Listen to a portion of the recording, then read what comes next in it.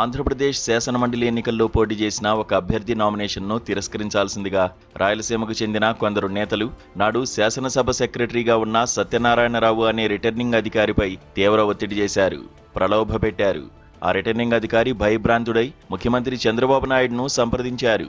మీరే ఒత్తిళ్లకు లొంగవద్దు, నిబంధనల ప్రకారం నిర్భయంగా వ్యవహరించండని ఆయన ఆ అధికారికి చెప్పినట్లు సమాచారం. 2009లో వైఎస్ జమానాలో కనిగిరి నుంచి శాసనసభకు పోటీ చేసిన తెలుగుదేశం అభ్యర్థి కదిరి బాబురావు తన అఫిడవిట్లో ఒకచోట సంతకం చేయడం మర్చిపోయారు. సాయంత్రం 5 గంటల వరకు ఏమీ చెప్పకుండా వ్యూహాత్మక మౌనం పాటించిన రిటర్నింగ్ అధికారి ఆ తర్వాత సంతకం లేదన్న కారణంతో బాబురావు నామినేషన్ పత్రాలను తిరస్కరించారు. ప్రముఖ సినీ నటుడు నందమూరి బాలకృష్ణకు సన్నిహితుడుగా బాబురావు పేరు పొందారు. అభ్యర్థుల తలరాతను నిర్ణయించడంలో రిటర్నింగ్ అధికారులు ఎంత కీలక పాత్ర పోషిస్తారో చెప్పేందుకు ఇవి ఉదాహరణలు మాత్రమే. కురుక్షేత్ర సంగ్రామంలో ఒక్కరోజైనా పాండవులను ప్రవేశించకుండా అడ్డుకోగలిగిన శక్తి సైంధవుడికి ఉన్నట్లే ఎన్నికల యుద్ధంలో రిటర్నింగ్ అధికారులు కూడా అప్పుడప్పుడు సైంధవ పాత్ర పోషిస్తారు. వారి శక్తి అంత బలమైంది.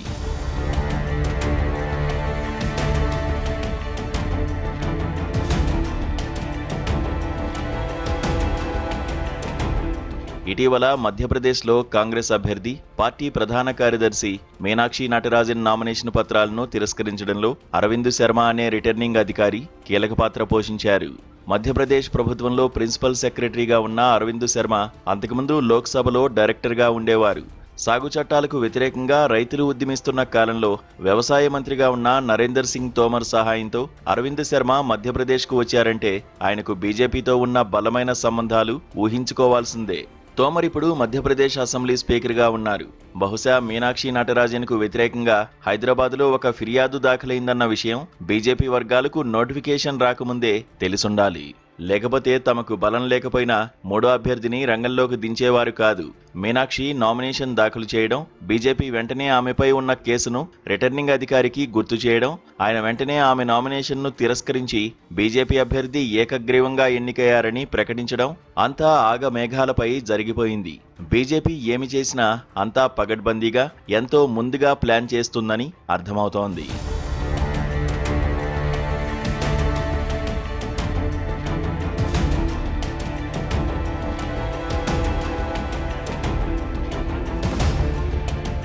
గత ఏప్రిల్లో 3 రోజుల పాటు పార్లమెంట్లో ప్రత్యేక సమావేశాలు ఏర్పాటు చేసినప్పటికీ మోదీ ప్రభుత్వం ప్రతిష్టాత్మకంగా ప్రవేశపెట్టిన డిలిమిటేషన్, మహిళా రిజర్వేషన్ బిల్లులను ఆమోదించలేకపోయింది. మోదీ అధికారంలోకి వచ్చిన తర్వాత ఇలా ప్రతిపక్షాలు బిల్లులు వీగిపోయేలా చేయడం ఇది మొదటిసారి. పశ్చిమ బెంగాల్లో తొలిసారి బీజేపీ అఖండ మెజారిటీతో విజయం సాధించడంతో ఆ పార్టీకి ఆత్మవిశ్వాసం పెరిగింది. పార్లమెంట్ ఉభయ సభల్లో అత్యధిక సంఖ్యాబలాన్ని పెంచుకునేందుకు అన్ని రకాల పద్ధతులు ఉపయోగించుకోవాలనుకున్నారు. అందులో భాగంగా 20 మంది లోక్సభ సభ్యులు, తృణమూల్ ఎంపీలు పార్టీ నుంచి విడివడి నేషనలిస్ట్ సిటిజన్స్ పార్టీ అనే ఒక అనామక పార్టీలో చేరి ఎన్డీఏకు మద్దతు ప్రకటించారు. రాజ్యసభలో ఆ పార్టీకి చెందిన 3 సభ్యులు రాజీనామా చేశారు. మరికొందరితో బేరసారాలు జరుగుతున్నాయి. నిన్న మొన్నటి వరకు బెంగాల్ ఎన్నికల్లో మోదీని దూషించిన నేతలే ఇప్పుడు ఆయనే తమ నాయకుడని భావిస్తున్నారు. జార్ఖండ్లో అంబానీ కుడిభుజం పరిమళ్ నత్వానీతో స్వతంత్ర అభ్యర్థిగా పోటీ చేయించి అధికార పార్టీ ఎమ్మెల్యేలను తమ వైపునకు తిప్పుకునే ప్రయత్నాలు జరుగుతున్నాయి. మీనాక్షి నటరాజన్ నామినేషన్ను వ్యూహాత్మకంగా తిరస్కరించేలా చేయడంతో మధ్యప్రదేశ్కు చెందిన 3 బీజేపీ అభ్యర్థులు ఏకగ్రీవంగా ఎన్నికయ్యేలా చేశారు. అంతేకాదు దేశవ్యాప్తంగా 19 మంది బీజేపీ ఎంపీలు ఎలాంటి పోటీ లేకుండా విజయం సాధించారు.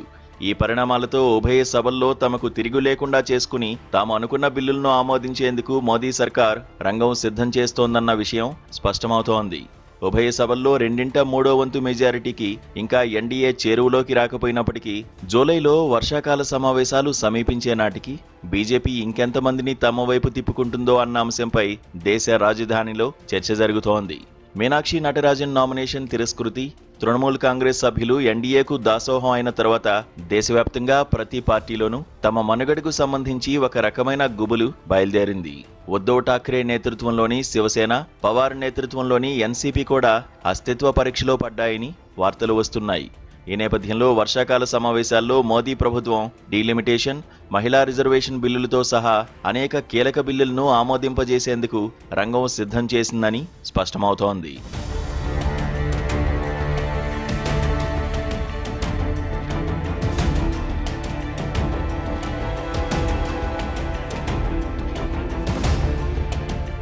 ఆశ్చర్యకరమైన విషయం ఏమంటే గతంలో రిటర్నింగ్ అధికారులు వివాదాస్పదంగా ప్రవర్తించినప్పటికీ మీనాక్షి నటరాజన్కు లభించినంత సానుభూతి ఎవరికీ లభించలేదు. ఆమె గాంధేయవాదిగా చాలా సాధారణ జీవితం సాగించే అరుదైన నాయకురాలు కావడం అందుకు కారణం కావచ్చు. ఇక్కడ రిటర్నింగ్ అధికారిని విమర్శించి లాభం లేదు. మేము ఏమి చేయగలం, పైనుంచి ఆదేశాలు వస్తే అని మధ్యప్రదేశ్కు చెందిన ఒక అధికారి అన్నారు. ఆమెకు ఏమాత్రం సంబంధం లేని ఒక ప్రైవేట్ ఫిర్యాదు ఆధారంగా దాఖలైన కేసును సాకుగా తీసుకుని ఆమె నామినేషన్ను తిరస్కరించడం పూర్తిగా అసంబద్ధంగా కనబడుతోంది. ప్రజా ప్రాతినిధ్య చట్టంలోని సెక్షన్ 33A ప్రకారం ఛార్జిషీట్ దాఖలై ఆరోపణలు నిర్ధారించిన తర్వాత 2 ఏళ్ల కంటే జైలు శిక్ష పడదగ్గ కేసులనే వెల్లడించాల్సుంటుందని చట్టసభల్లో రిటర్నింగ్ అధికారులుగా పనిచేసిన అనేక మంది అంటున్నారు. ఒకవేళ అఫిడవిట్ను పూర్తిగా నింపలేదని రిటర్నింగ్ అధికారి అనుకున్నప్పటికీ కేవలం అదే కారణంతో నామినేషన్ను తిరస్కరించకూడదని, అభ్యర్థికి తన తప్పు సరిదిద్దుకునేందుకు మరో అవకాశం కల్పించాలని వారు చెబుతున్నారు. మధ్యప్రదేశ్లో మీనాక్షి నటరాజన్ నామినేషన్ను తిరస్కరించిన రోజే జార్ఖండ్లో బీజేపీ అభ్యర్థికి తన అఫిడవిట్లో తప్పు సరిదిద్దుకోవడానికి 24 గంటల సమయం ఇచ్చారు. దేశవ్యాప్తంగా రిటర్నింగ్ అధికారులు ఇలా న్యాయబద్ధంగా వ్యవహరించిన సందర్భాలు అనేకం ఉన్నాయి.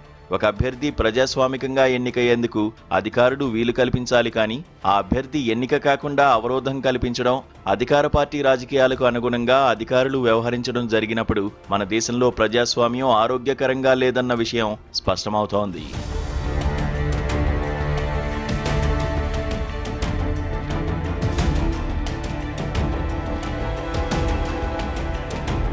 తన నామినేషన్ను అన్యాయంగా తిరస్కరించారని మీనాక్షి నటరాజన్ సుప్రీంకోర్టుకు వెళ్లినప్పుడు ఆ విషయంలో జోక్యం చేసుకునేందుకు కోర్టు నిరాకరించింది. ఆర్టికల్ 329B కింద చట్టసభకు జరిగిన ఏ ఎన్నికను సవాల్ చేయడానికి వీల్లేదని సుప్రీంకోర్టు తేల్చింది. కావాలంటే హైకోర్టులో ఎన్నికల పిటిషన్ దాఖలు చేసుకోవచ్చని కోర్టు స్పష్టం చేసింది. న్యాయస్థానాల్లో ఎన్నికల పిటిషన్ల పరిస్థితి ఎంత దారుణంగా ఉన్నదో సుప్రీంకోర్టుకు కూడా తెలుసు. ఇప్పటి వరకు ఉన్న అనుభవం రీత్యా మీనాక్షి నటరాజన్ పిటిషన్పై తేలాలంటే ఎన్ని సంవత్సరాలు పడుతుందో ఎవరికీ తెలియదని సుప్రీంకోర్టు మాజీ న్యాయమూర్తి ఒకరు చెప్పారు. కోర్టులు ఎన్నికల పిటిషన్లపై ప్రత్యేక బెంచ్లు ఏర్పాటు చేసి 6 నెలల్లోపు నిర్ణయాలు ప్రకటించాలని 2019లో అప్పటి ఉపరాష్ట్రపతి వెంకయ్యనాయుడు కూడా ఒక ప్రసంగంలో అన్నారు. అటు సుప్రీంకోర్టు తేల్చక ఇటు ఎన్నికల పిటిషన్లపై వేగంగా తీర్పు రాని పరిస్థితుల్లో నలిగిపోతున్న ప్రజాస్వామ్యాన్ని ఎవరు రక్షించాలి? పైగా దేశంలో ఇప్పుడున్న పరిస్థితుల్లో న్యాయస్థానాలు అనుసరిస్తున్న వైఖరి విచిత్రంగా ఉంటోంది. ప్రజా సమస్యలపై కేసులు దాఖలు చేస్తున్న వారిని బొద్దింకలని, పనీపాట లేనివారని, అభివృద్ధి నిరోధకులని న్యాయస్థానాలే తీర్మానించే పరిస్థితి ఏర్పడుతోంది. కేంద్రం డబ్బులు ఖర్చు పెట్టి రోడ్లు నిర్మిస్తోంది. సమాచార చట్టం కింద రోడ్ల పురోగతిని ప్రశ్నించడానికి నీవెవరవి? ఇది ఎల్లో జర్నలిజం అని సుప్రీంకోర్టు మంగళవారం ఒక ఆర్టీఐ కార్యకర్తను విమర్శించి కేసు కొట్టేసింది. చట్టసభల్లో మెజారిటీ సాధించేందుకు, తాము అనుకున్న లక్ష్యాలను నెరవేర్చుకునేందుకు అధికార పార్టీ ప్రయత్నించడం రాజనీతి అని కొందరు, కుటిల నీతి అని మరికొందరు అంటున్నారు. ఏ నీతైనా అనుసరిస్తున్న మార్గాలు, విఫలమవుతున్న వ్యవస్థలను ప్రశ్నించడం కూడా తప్పు కాదు.